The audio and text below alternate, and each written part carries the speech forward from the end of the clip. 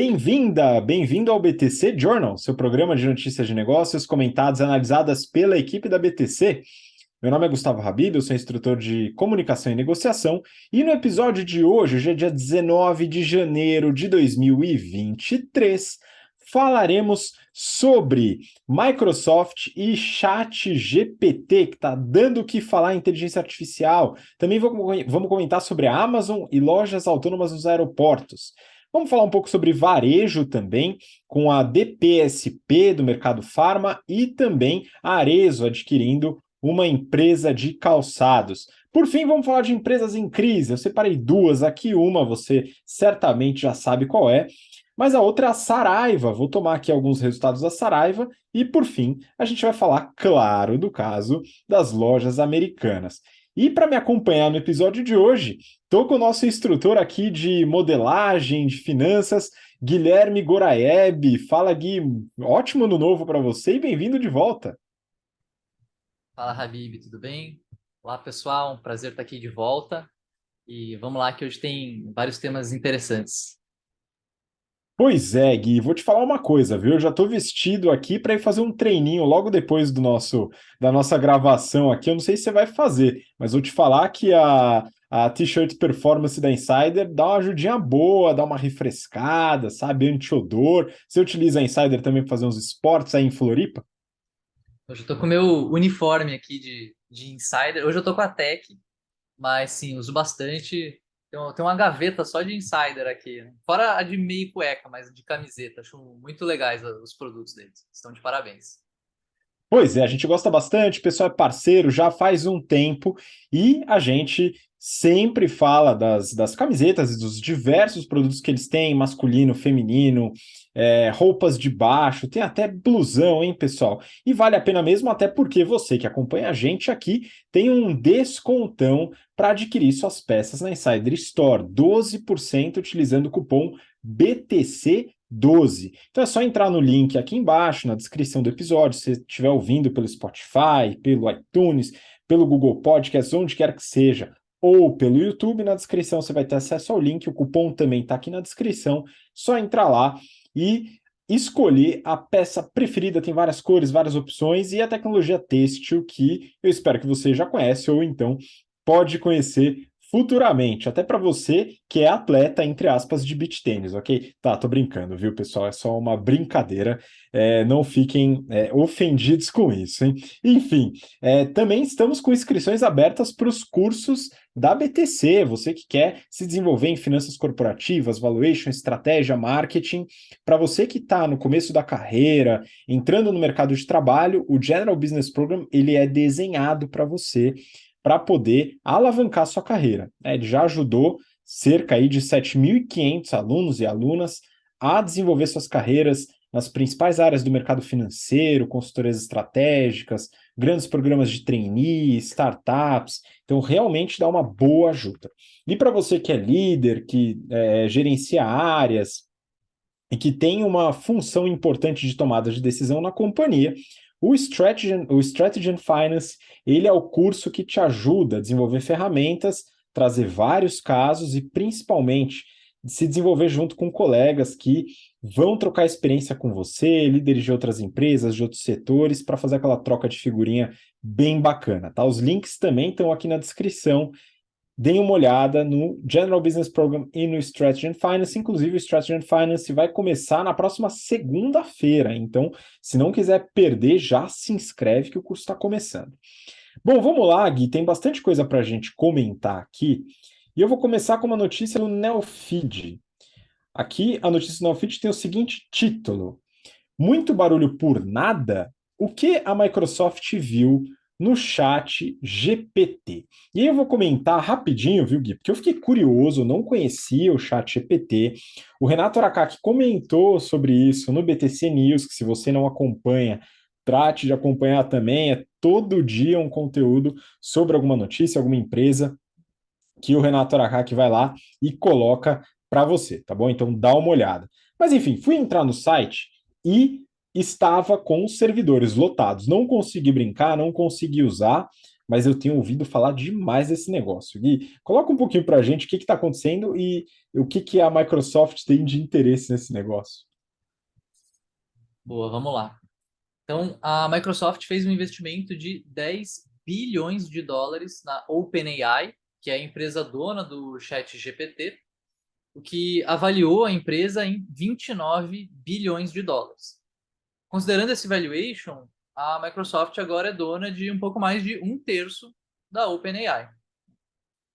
A notícia ela comenta que o ChatGPT ficou muito conhecido porque a empresa dona dele, a OpenAI, decidiu abrir o algoritmo para uso do público, de maneira gratuita. Eu não sei você, Habib, espectadores, mas cara, o que eu já vi de thread no Twitter, guia de uso, vídeo explicativo no YouTube, post no LinkedIn, a galera falando, dando ideia, como que você pode utilizar o chat GPT para automatizar o seu dia a dia, como que eu economizei não sei quantas mil horas do meu trabalho com 5 minutos no chat GPT, né? Ele parece que é uma mágica, assim, uma coisa incrível de outro mundo. Você pode fazer layoff aí de 18 mil pessoas e põe o chat GPT que ele vai resolver a sua vida. Ele está super em voga, é uma ferramenta nova que a galera está tentando entender como é que funciona. Eu acho que essa abertura, né, para público, para uso de uma ferramenta que obviamente está em desenvolvimento, que não é perfeita, que comete erros e tal, ela acabou dando muito certo para a OpenAI, né? Dá para a gente ver como uma boa tacada. Você que ministra aí as aulas de marketing no GBP pode explorar esse ponto, né? Mas o que é grátis tem um efeito diferente, né? E a ChatGPT ela acabou virando referência quando a gente fala de AI. E acho que isso ajudou muito a fechar esse deal, assim, especulo aqui com a Microsoft, porque todo mundo está falando de ChatGPT e de como é legal e o que eles conseguem fazer e como se ganha tempo com esse algoritmo. Bom, o que a Microsoft vai fazer com eles? Né? O que ela pretende fazer com os algoritmos da OpenAI? O ChatGPT é um algoritmo de texto. Né? Você coloca texto, ele te devolve texto. Então, eles querem usar isso junto do Bing. Né? O Bing, que ainda existe, ele é um algoritmo de busca, concorre com o Google, né? Tem lá os seus 4% de market share, e eles querem, de alguma maneira, usar a inteligência do ChatGPT para melhorar os resultados do Bing. Além disso, a OpenAI eles também têm uma ferramenta que é voltada para imagens. Então você coloca ali o que você quer, tipo, eu quero ver um Pikachu surfando a onda de Nazaré. E ele vai lá e vai tentar gerar uma imagem para você daquilo que você pediu.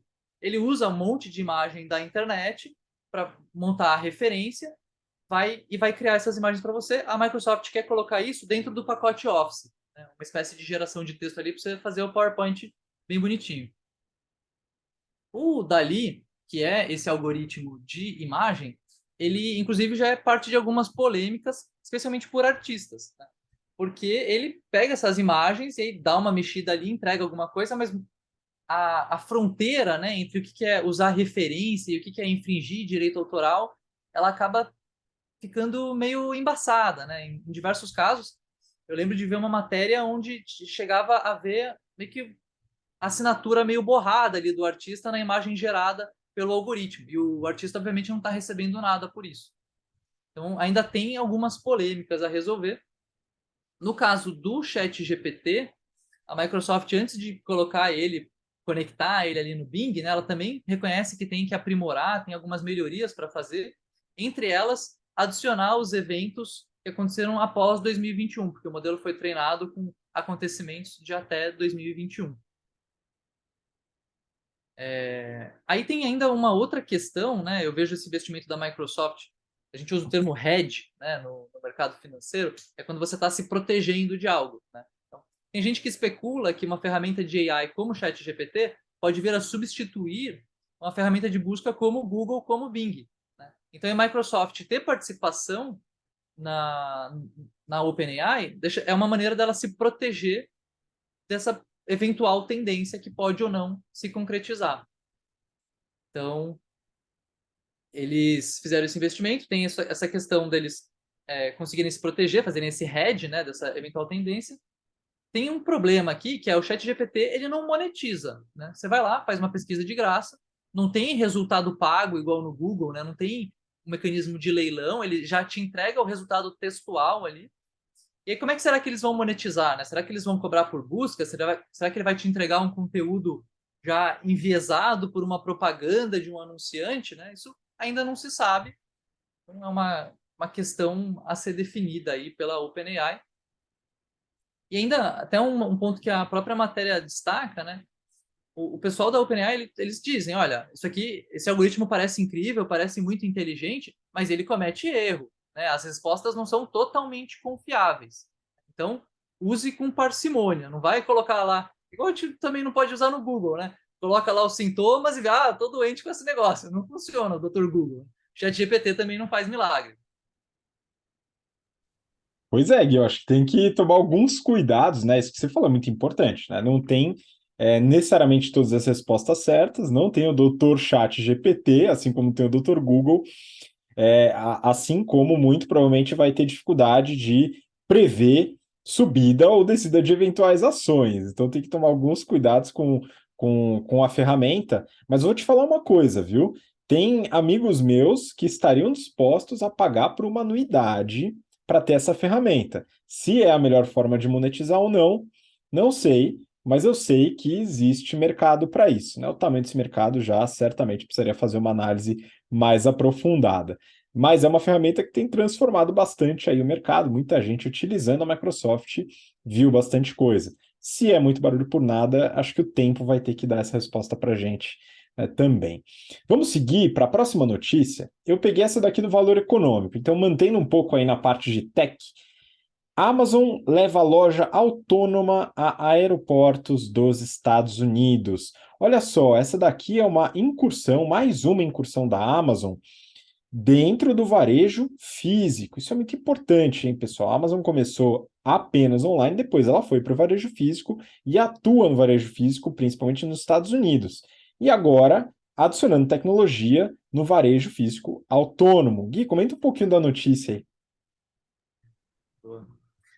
Então, a matéria traz sobre duas inovações que a Amazon apresentou recentemente, né? A minha leitura, além da matéria, é que eu acho que eles deviam estar lá na feira que rolou nos Estados Unidos, aqui de 14 a 17 de janeiro. Aconteceu a NRF 2023, que é uma feira promovida pela National Retail Federation, ou seja, a Federação Nacional do Varejo. E aí várias empresas trouxeram ali as suas inovações. E a matéria aqui do Valor comenta sobre a Amazon e a Amazon Go. A Amazon anunciou, né, que a Amazon Go, que é aquele formato de loja sem atendente, né, onde você tem várias câmeras de vídeo, balança, que fazem o controle do que o cliente pega nas prateleiras, essa loja eles pretendem ampliar o número de pontos dela. Ela já tem hoje 30 pontos de venda, sendo que 10 estão lá em Nova York, e agora eles querem abrir em aeroportos, né, nos Estados Unidos. Quando eles vão abrir loja no aeroporto, em quais aeroportos, quantas lojas vão ser, eles não divulgaram. E aí, pegando nesse tema de eliminar o atrito da fila no caixa, né, de tirar aquela parte chata das compras, que é você ter que ficar procurando caixa que está livre, que está com menor fila, a Amazon também apresentou um carrinho de supermercado inteligente, né, um carrinho que você poderia, portanto, utilizar numa loja comum. E eles, inclusive, estão testando esse carrinho em algumas lojas do Whole Foods, que é uma marca que, cabe lembrar, a Amazon comprou. É um carrinho que ele tem um tablet e ele tem alguns sensores e conforme o cliente vai fazendo as suas compras, vai colocando os itens dentro do carrinho, ele já faz a leitura do que está sendo colocado ali e o cliente pode no final simplesmente sair da loja, não precisa passar em caixa, uma espécie de sem parar do Whole Foods ali, ele passa, aquilo é cobrado. Então, adeus fricção na hora de pagar pelas suas compras. Bem interessante, né, Habib? Eu não sei você, mas eu fico pé da vida quando eu chego no mercado e vejo que tem aquelas filas enormes, aquele monte de gente perto do caixa. Ah, eu vou colocar uma pimentinha então nessa discussão, hein? Porque a gente já conversou aqui, você me ajudou, inclusive, a dar um tapa, uma revisada boa num material de economia comportamental. E em economia comportamental, um tema que tem muito a ver com persuasão, tal, a gente fala sobre a dor do pagamento. Então, a gente utiliza aí alguns vieses comportamentais para tentar elaborar algumas melhorias operacionais em marketing e tal, utilizando alguns vieses comportamentais. E o que você falou da fricção é relevante, tá? Então, a redução da fricção, quando a gente elabora testes controlados, e esse é o legal, é o tesão da economia comportamental, é você elaborar os testes, realizar os testes com grupo de controle, grupo de tratamento, tentar eliminar algumas variáveis indesejadas do seu experimento e tal. E quando isso acontece, né, a gente consegue algumas melhorias. A Amazon fez isso com um extremo sucesso no One Click Payment lá no site, então é muito utilizado para livros e para outras compras também. E a fricção, ela vai fazer com que você consuma mais. Agora, como cliente, como consumidor, Gui, aí já fica um pouco mais complicado, porque a fila, por mais que ela desestimule, ela faz você gastar menos, não faz, não? Não sei, né? Você tá ali na fila e você fala, esqueci de pegar tal coisa. Pô, olha esse chiclete. Não sei se a gente gasta menos. Mas eu queria até fazer um adendo, né? Você comentou desse viés, que é a questão da dor do pagamento, e quando a gente tira a dor do pagamento do final, né? Quando você, por exemplo, paga antes, a experiência melhora. Também tem aquele outro que é o final da experiência, ele influencia muito a sua avaliação da experiência como um todo, né?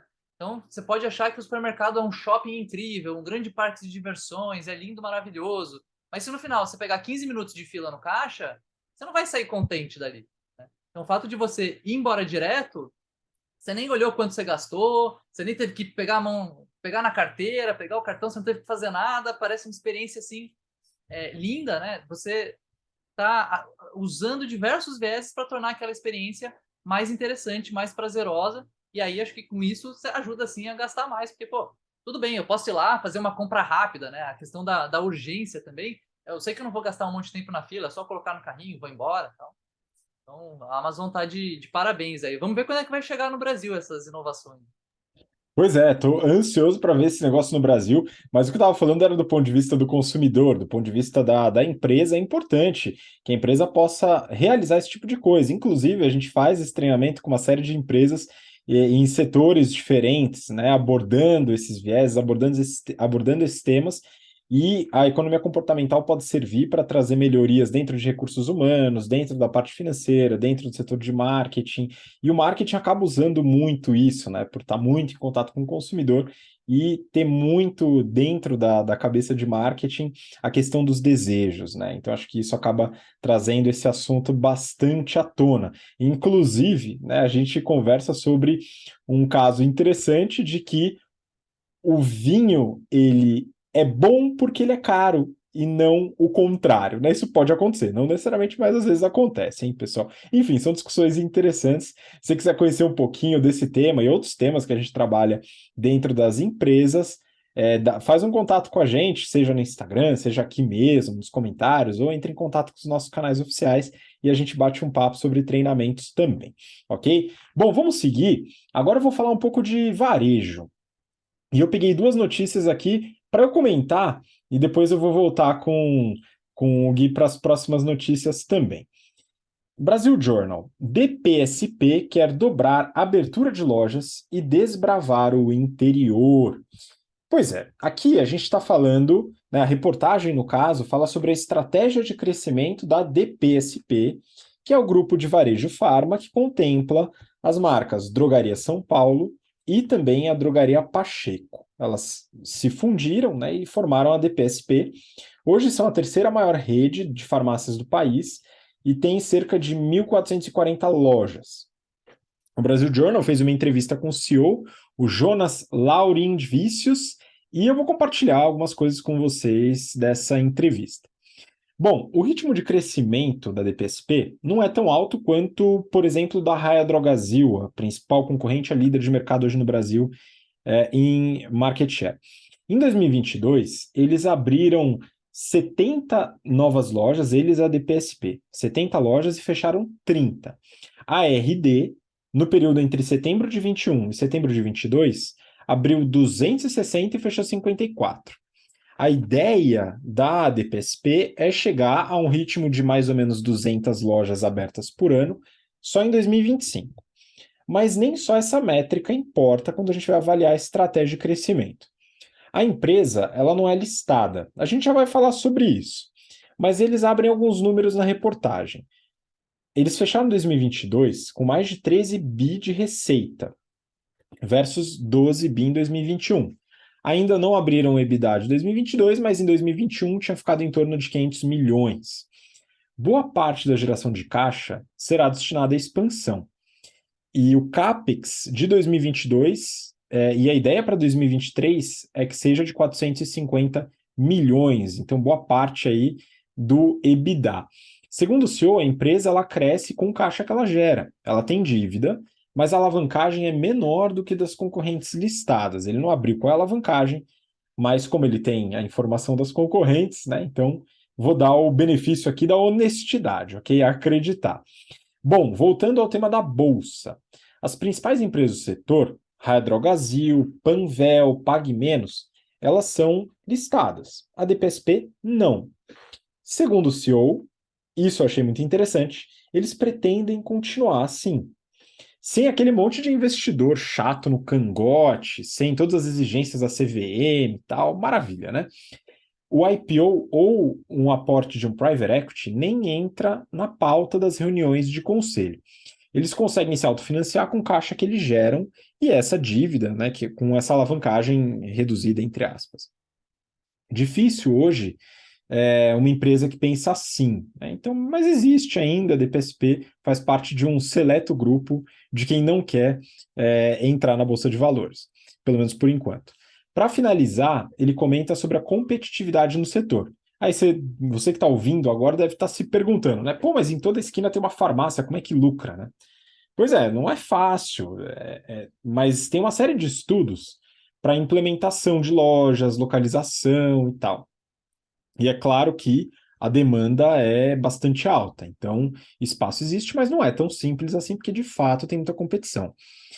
Tanto que o market share ele é bastante pulverizado, no mercado é pulverizado.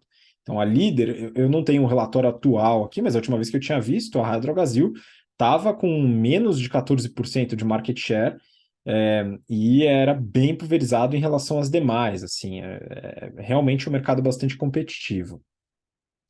E aí o que o Jonas, o senhor, fala é o seguinte, uma coisa interessante. Importante, na verdade, é imprescindível que a TIR seja pelo menos 20% para poder remunerar o capital do acionista para a abertura de novas lojas. TIR, né, a taxa interna de retorno, é um tema que o Guilherme trabalha bastante nas aulas de análise financeira e Project Finance. E é um tema muito relevante, como o CEO da DPSP acabou de mostrar. Isso é importantíssimo para a estratégia de crescimento, garantir uma TIR acima de 20%. Então, se você não sabe calcular uma TIR, vários exemplos, mercados diferentes, etc., sinta-se convidada ou convidado a participar do GBP ou do Strategy and Finance, onde a gente atua, trabalha, desenvolve, calcula e desenvolve uma série de exemplos voltados para taxa interna de retorno, valor presente líquido, payback descontado, dentre outros temas, com ou sem alavancagem. Okay? Então é muito importante saber trabalhar com dívida também, porque quase toda empresa tem dívida. Bom, isso foi em relação à DPSP, e eu vou seguir para a próxima notícia também no varejo, mas aí falando de outros produtos. Brasil Journal, o título é Arezzo & Co. compra a Vicenza, seu primeiro M&A em calçados. Então, vamos lá. A notícia ela fala dessa aquisição da Vicenza pela Arezzo. Aqui eu quero comentar sobre portfólio e sobre posicionamento, que foram a base estratégica da aquisição. Lembrando que a Arezzo, ela tem as marcas Arezzo e também Schutz, Anacapri, Birman, Vans, Grupo Reserva, são várias outras marcas também, menores um pouco, mas é um grupo focado no varejo moda, tá? Com bastante sapato, inclusive. E aí, bom, eles pagaram pela Vicenza 173 milhões de reais, sendo que a Vicenza tem uma receita de 80 milhões, teve uma receita nos últimos 12 meses, e uma margem de 20%, margem EBITDA. Isso dá um múltiplo de EBITDA de 8,7 vezes, né? Ou seja, o valor da empresa em relação ao EBITDA, isso estimado para esse ano. Segundo a reportagem, a Arezzo negocia, ela está listada e negocia 12 vezes EBITDA. E aí algumas pessoas, alguns analistas, colocam esse parâmetro para dizer que foi barato, que a empresa pagou bem e tal, mas tem que tomar alguns cuidados. Eu não acredito que seja o único parâmetro para estabelecer um sucesso dentro de uma negociação. É importante desenhar muito bem o que a Arezzo tinha de alternativas reais. Porque quando você só compara com a negociação e valor de mercado da sua empresa, você parte do pressuposto, sabendo ou não, que a alternativa era investir internamente. Mas ela poderia ter outras opções de aquisição também, tá? Isso tem que ser avaliado. De qualquer forma, só para comentar aqui sobre o tema de negociação, que eu gosto muito, que para definir se a negociação foi boa ou não, é importantíssimo você mapear as alternativas, definir a melhor alternativa, e a partir dela você tem um critério que estabelece se a negociação foi boa ou não, tá? E tem outros critérios também. Bom, a Vicenza, ela é uma empresa fundada há cerca de 30 anos, em Igrejinha, perto de Porto Alegre. E o fundador, o Ariovaldo, ele era um estilista de sapatos. E ele costumava desenhar sapatos para outras empresas, isso quando o white label ainda não era moda, era o que ele fazia no caso. Aí ele decidiu criar a própria marca. E aí a qualidade do produto ajudou bastante na expansão. O interesse da Arezzo veio pela estratégia de complementação de produto, visando novos segmentos de cliente. Vamos lá, então, isso daqui é um tema que a gente trabalha bastante em marketing dentro das aulas aqui da BTC, mas de forma bem genérica, né? O público da Vicenza, ele é semelhante ao público, por exemplo, da Schutz, que é uma das marcas da Arezzo, que visa público dos segmentos A e B, que poderia passar uma ideia de canibalização. Né? Uma marca que atua no mesmo segmento, tal, não vai atrair um público novo. Mas isso só leva em consideração um tipo de segmentação, que é a segmentação demográfica. Mas a gente tem outros tipos de segmentação, como, por exemplo, a chamada segmentação psicográfica, que leva em consideração hábitos de consumo e estilo de vida. Aqui entra uma mudança interessante. A Vicenza, ela é uma marca que é vista como uma marca mais jovem, desconstruída e tal, do que a Arezzo, ou do que a Schutz, por exemplo. E aí entra uma complementação de portfólio interessante, visando um segmento de público complementar. Um outro ponto na estratégia é a parte de canais, a estratégia de canais, que lá, quando a gente fala dos 4 P's do marketing, a gente fala sobre o P de praça. A Vicenza, hoje, ela está em 700 lojas multimarcas. Dessas 700, só 115 são sobrepostas às da Arezzo. Então, tem uma complementação de canais de marketing aqui. A Arezzo, ao adquirir, ela consegue já de largada espalhar os sapatos da Vicenza por diversos outros canais de venda e também utilizar esses canais de venda, eventualmente, para a própria Arezzo. Tá? E isso ajuda bastante no retorno da aquisição. Me parece uma boa estratégia. Claro que no Excel fica tudo lindo, maravilhoso, o desafio está na operação, mas tem tudo para ir bem. Né? Então vamos acompanhar os resultados nos próximos trimestres, porque o negócio parece promissor. Só para complementar aqui rapidinho, a Arezzo, ela fechou o resultado de setembro de 2022, né, do terceiro TRI, e divulgou também o consolidado dos 12 meses, de setembro de 21 a setembro de 22, com uma receita de 5 bi de reais. Isso é bastante, foi um recorde aí da empresa, bem interessante, né? E uma coisa que ajudou muito nesse recorde foi a aquisição do Grupo Reserva. Por quê? Ó, vamos lá. A Arezzo, a marca Arezzo, corresponde a 30% dessa receita. A Schutz, 18%. Anacapri, 8%. Aí tem uma série de outras marcas com um volume menor, e o Grupo Reserva já representa 23% da receita. O Grupo Reserva, lá no resultado, ele está como AR e Co, tá? Mas é do Grupo Reserva que a gente está falando.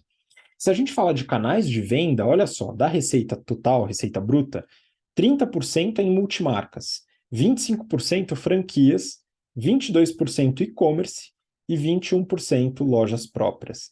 Então, eles têm uma estratégia bem diversificada de canais e é uma estratégia muito difícil de gerenciar, né? Então, parabéns aí para os responsáveis da operação da Arezzo, porque isso é um desafio tanto. E aí, por último, uma coisa que me deixou curioso aqui é que eles divulgam um ROIC. Só que, na verdade, não é um só. São dois ROICs que eles divulgam. E ROIC, né, o retorno sobre o capital investido, é uma métrica que a gente trabalha bastante nos cursos aqui, porque ela é importantíssima para medir a saúde e o retorno de uma operação. Eles divulgam o ROIC contábil de 20,6% e um ROIC ajustado de 29,7%. Eu vi essa diferença, falei, eita, diferença meio alta aí, né? Então, o que será que está acontecendo, né? Eu já imagino que vem uma bela marretada no ROIC ajustado. Eu vi que a alteração maior no cálculo deles é em relação ao ativo permanente. É uma diferença muito grande. Eu não consegui entrar no detalhe do resultado para dar uma olhada nas notas explicativas e tal, mas é importante. Se você quer entender de fato qual que é essa diferença e por que ela está lá, é importantíssimo entrar não na apresentação, mas no resultado auditado, no ITR, e ler as notas explicativas relacionadas aos ativos, ao ativo permanente, etc., estoque, enfim. Eu não sei onde está exatamente aqui, no caso estoque não, mas no ativo permanente, aonde está essa diferença, mas é muito importante.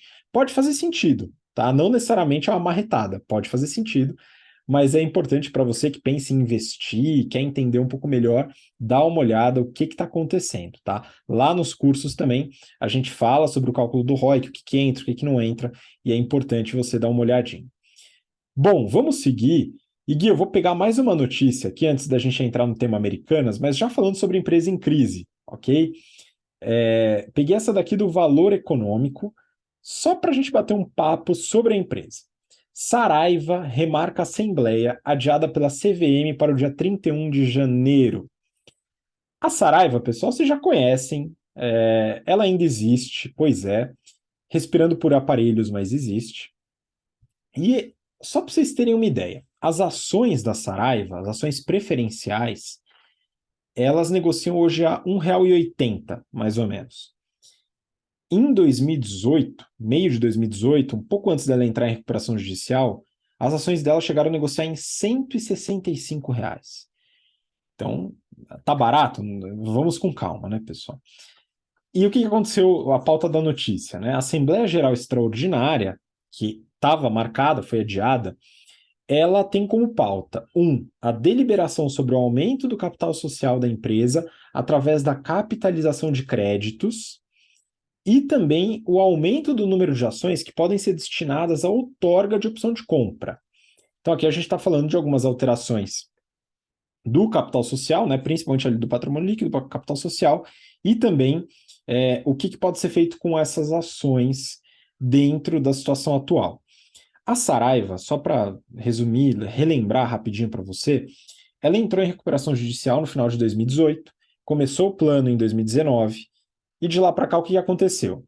Ela vendeu uma série de lojas, demitiu muita gente, renegociou uma série de dívidas e deixou uma série de fornecedores bastante preocupados também, porque a cadeia acaba se prejudicando um pouco. Inclusive, o Gui vai comentar um pouco sobre essas preocupações na próxima notícia.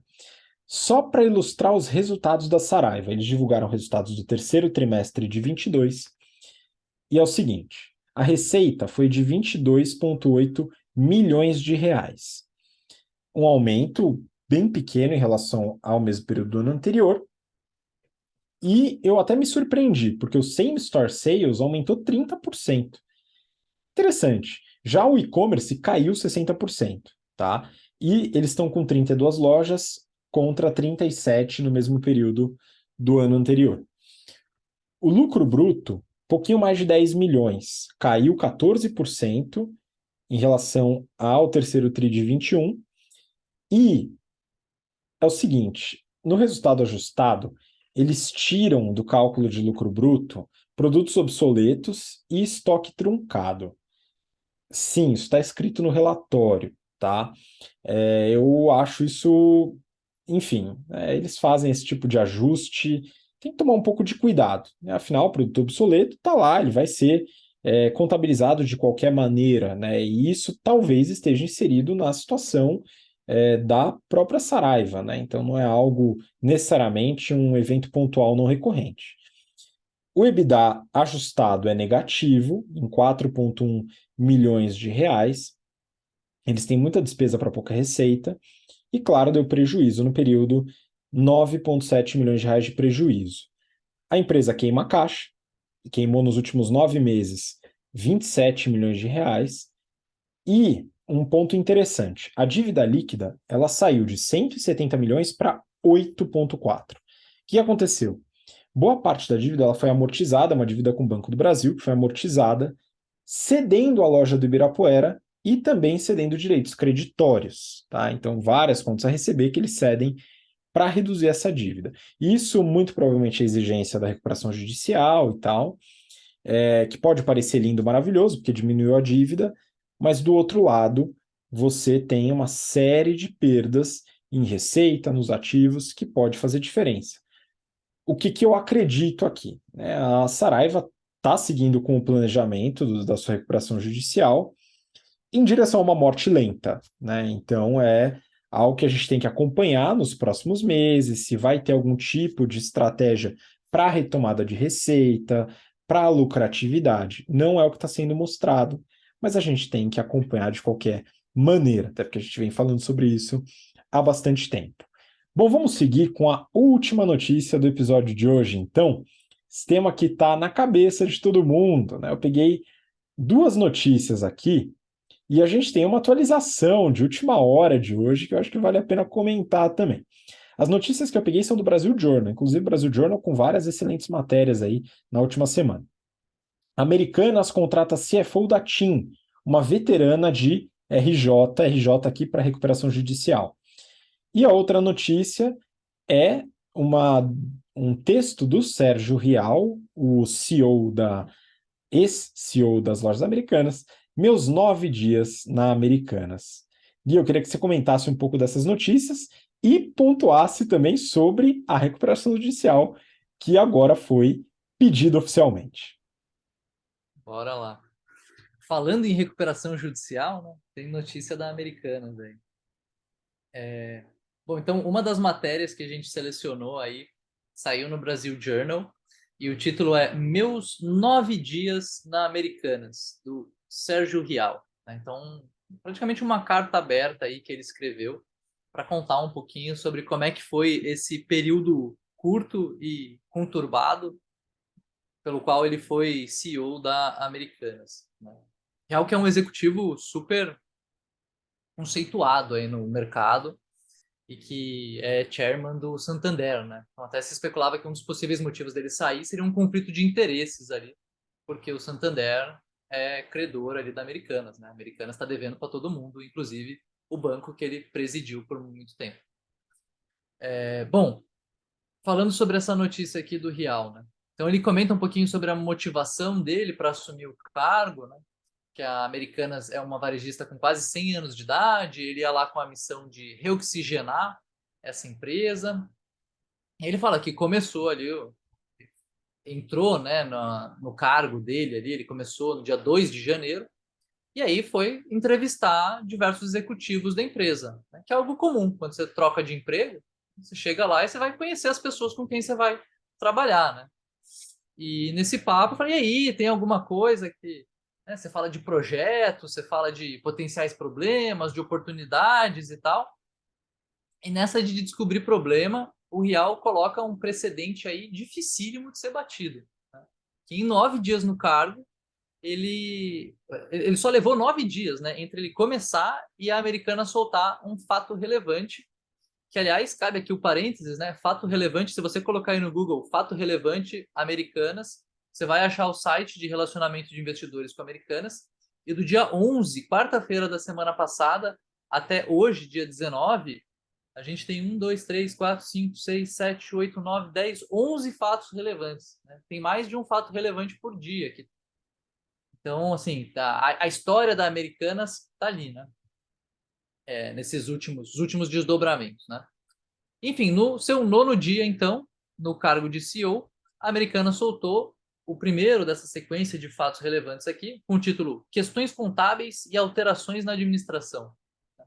E nesse fato relevante, a Americanas fala de um pequeno problema de inconsistências contábeis com efeito caixa imaterial, ou seja, eles não esperavam que ia ter nenhuma saída de caixa por conta disso, de aproximadamente 20 bilhões de reais. Né? Quando a Americanas solta isso, foi quarta-feira depois do mercado fechar, ela tinha fechado a cotação na quarta valendo menos do que 20 bilhões. Né? Então, achar uma inconsistência de 20 bilhões era um problema bem sério. Inconsistência depois que foi ventilado que seria de 40 bilhões, enfim. Na matéria ali nessa carta, né, do Real, ele se explica, né, coloca ali umas frases bonitas, ele colocou ali, ser líder não é ser corajoso, mas é ser responsável e ético, não é ser herói ou heroína, mas é ter a resiliência para defender a verdade e fazer o que é certo. Então, acho que muito se questionou ali do porquê que ele estaria saindo com tão pouco tempo. Certamente ele pegou um cenário de empresa, né? E a missão de quem toca a empresa agora é muito diferente do que ele tinha assinado, né? Do que era o combinado antes. Então, se tem uma mudança de combinado tão grande, eu acho que dá para abrir aí uma. Tá tudo bem, né? Ele pode não topar isso, fora a questão do conflito de interesse pelas relações que ele tem com o Santander e com os bancos como um todo. Bom, além do Real, o CFO André Covre, que também tinha assumido no começo de janeiro, pediu as contas ali no fato relevante, ali no dia 11. Né? Com a saída do Real, o Conselho de Administração já nomeou alguém para ocupar o lugar dele, um veterano com 30 anos de empresa, João Guerra, que, diga-se de passagem, tem um nome bem apropriado para o momento da empresa. O João já foi CTO, mas recentemente era CHRO, né? Ou seja, diretor de recursos humanos da empresa. E ele já mostrou que de RH ele entende. Né? Que menos de uma semana de vaga aberta, 6 dias, já saiu outro fato relevante com a empresa anunciando que contratou uma nova CFO para ocupar o cargo do André ali, a Camille Faria, né? Que é uma executiva aí de finanças com experiência trabalhando em banco, trabalhando em telecom e em outras empresas também, mas mais recentemente, né, de 2019 a 2021, ela foi responsável por tocar a recuperação judicial da Oi. E nos últimos 2 anos ela estava na TIM. Então, experiência com recuperação judicial, com dívidas bilionárias, ela tem, e ela vai lá agora para Americanas para ver se consegue ajudar eles com a recuperação judicial deles. E aí, olhando assim, pensando em recrutamento, né, gente? Eu não sei se vocês já estão em cargo de gestão, vocês já lidam com contratação de pessoas, né? Mas entre a gente abrir uma vaga, olhar os candidatos, fazer triagem, fazer entrevista, né? Olhar currículo, é um negócio que demora, né? Os caras levaram 6 dias para trazer um CFO para uma empresa que está pedindo recuperação judicial com inconsistências contábeis assim gigantescas, né? Pode ser o maior caso da literatura brasileira, pode ser talvez a maior fraude, a gente não sabe ainda se teve dolo ou não, né? O que estava errado ali, está descobrindo o case, mas certamente um exemplo que vai virar, que vai ir para livro texto, que vai entrar nas aulas da BTC. Os caras em 6 dias do CFO sair já trouxeram outro. Né? Ela vai começar no 1º de fevereiro aí, mas já topou e saiu no fato relevante. Então, eu não sei se o financeiro está funcionando direito, se a área que organiza as lojas da Americanas está funcionando direito, mas o RH está funcionando, Rabi. Os caras são bons. O RH tá rápido, viu? Porque eu já fui headhunter e eu sei que 6 dias é um desafio e tanto, viu? Até para quem tá dedicado o dia inteiro para fazer isso, porque é difícil contratar em 6 dias. O RH tá funcionando bem. Parabéns aí para o RH da Americanas, né? Enfim, tá cheio de trabalho, né, pessoal? E tá conseguindo contratar com uma certa agilidade. Mas é isso, então atualizando aqui, não estava na pauta, mas a gente viu aqui, entraram hoje oficialmente com pedido para recuperação judicial. E aí tem um ponto importante na recuperação judicial, ela vai ser avaliada. Se a recuperação judicial não for aprovada, porque é um pedido que a empresa entra na justiça para poder ter uma proteção e um tempo para se reorganizar. Se não for aceito esse pedido, se ele for indeferido, a empresa quebra, ela entra em falência mesmo, e aí a massa falida vai ser distribuída na ordem que a gente fala até nos cursos, né, sobre quem recebe primeiro, né? Boa sorte aos acionistas da Americanas que estão no finzinho da fila. Porém, o pedido pode ser deferido, pode ser aceito, e aí tem um ponto relevante aqui, Gui. Esse daqui é importante para os fornecedores aí, porque ao aceitar o pedido de recuperação judicial, a empresa tem um intervalinho de 180 dias em que ela não será, ela não vai realmente efetuar pagamentos, né? Não será apta a cobranças externas. Então, esse é um ponto que os fornecedores vão ter que ficar bem atentos. Exatamente. Saiu no fato relevante divulgado hoje, dia 19, que ela entra com o pedido de recuperação judicial lá no Rio de Janeiro. E a gente comenta sobre isso lá na disciplina de finanças corporativas, né? A gente fala de risco. E aqui tem a espiral da morte, né? Então, você, potencial cliente da Lojas Americanas, vai fazer uma compra agora no site, né, de um produto na Americanas, sabendo que os caras estão praticamente quebrados, não estão conseguindo pagar fornecedor direito, tem dívida bilionária com o banco? Será que esse produto vai chegar na tua casa? Né? Fornecedor vai querer vender para esse cara? Vai dar prazo para ele? Ah, pague em 90 dias, Americanas, tá tranquilo. Então, realmente começa um efeito dominó aqui, que pode levar ao fim das lojas americanas. Vamos ver como é que avança essa recuperação judicial. Como a gente viu com a Saraiva, a empresa pode demorar muito tempo para sair da recuperação judicial, seja por bem ou por mal, né? Seja fechando ou, sei lá, qual que vai ser o desenrolar aí, se eles vão eventualmente separar as operações, né, da loja física do online, o que vai acontecer. Eu, por mim, Habib, digo que eu tô igual na época do mapping aqui. Eu tô esperando aparecer aquele saldão de vamos fechar as portas. Gui, quando a gente fala de empresa de varejo pedindo recuperação judicial, eu tendo a ser bastante pessimista também. A gente acompanhou várias recuperações judiciais. Por exemplo, todas, se eu não me engano, todas, tá? Talvez a Azul se salve, mas quase todas as empresas do setor aéreo pediram já recuperação judicial na sua história e voltaram, tá?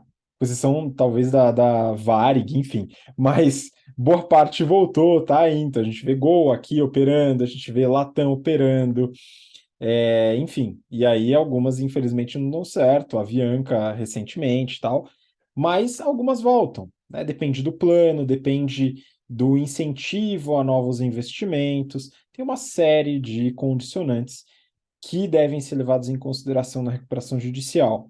Particularmente, sou bastante pessimista quando se trata de varejo, mas a gente tem que acompanhar, né? Porque é uma empresa bastante relevante, tem todo um ecossistema de fornecedores e clientes, e isso pode contribuir um pouco positivamente para essa recuperação.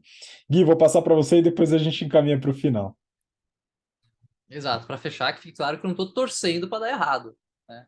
Não é o torcedor do apocalipse, é só que eu não estou com a expectativa, eu não estou comprando a ação da Americanas, né? Não é porque caiu de 100 e paulada, 120 há 2 anos atrás, há 2 anos, para 1,20, 1,40 agora, que eu vou estar comprando ação, né? Não é porque caiu que está barato. Mas, bom, encerrando então, desejo boa sorte para Americanas, desejo boa sorte para a nova CFO, colega de profissão, né? Tem um baita desafio pela frente. E obrigado a todos os espectadores e ouvintes aí do nosso BTC Journal.